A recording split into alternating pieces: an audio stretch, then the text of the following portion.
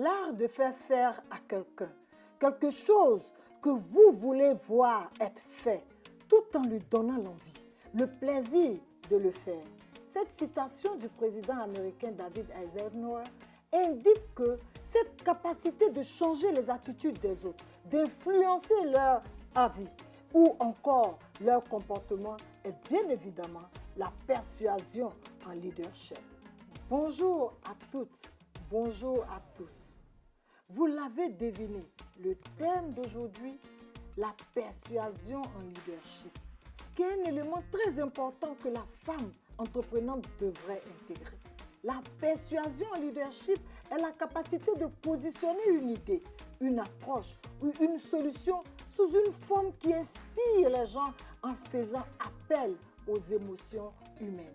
Cela implique donc que ceux qui sont influencés réévaluent leur attitude, réévaluent leurs propres valeurs et réévaluent leurs croyances. Mes chères héroïnes, j'ai réalisé que la notion de persuasion fait appel à une bonne maîtrise de son environnement et une bonne capacité d'adaptation. Quant à moi, cela m'a permis de cultiver et d'entretenir d'excellentes relations humaines en politique comme en entrepreneuriat.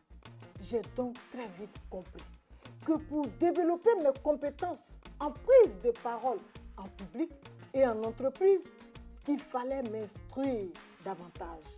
Pour cela, en 2012, dans mes recherches pour mon développement personnel, j'ai choisi d'intégrer l'association Toastmasters, qui m'a aidé à améliorer mes aptitudes de persuasion à tous les niveaux et dans tous les domaines. Pour preuve, je vous cite quelques cas où j'ai dû faire montre d'influence persuasive. Élu député de la circonscription de Koumassi en décembre 2011, j'ai pris en 2014 l'initiative de soumettre une proposition de loi à l'Assemblée nationale fixant les conditions de travail domestique et portant organisation des agences de placement des travailleurs domestiques. Il faut remarquer que cette proposition de loi est intervenue après plus d'une décennie de la dernière en date émanant d'un député. Le 30 juin 2016, j'ai soutenu à travers la question orale sur l'univers du transport à Abidjan en interpellant le ministre du Transport sur une meilleure organisation de ce secteur. Et enfin, en tant que chef de délégation des parlementaires ivoiriens au sein du Parlement de la CEDEAO, qui regroupe les 15 pays de l'Afrique de l'Ouest, il m'incombe de persuader les condisciples des autres pays en vue de prendre les meilleures résolutions communautaires relatives à la libre circulation des biens et des personnes.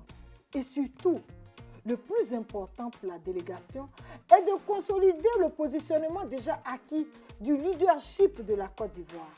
Par ailleurs, en entrepreneuriat, mes habiletés acquises en persuasion m'ont permis de tisser de fructueux partenariats qui ont abouti à la création de plusieurs PME dans divers domaines.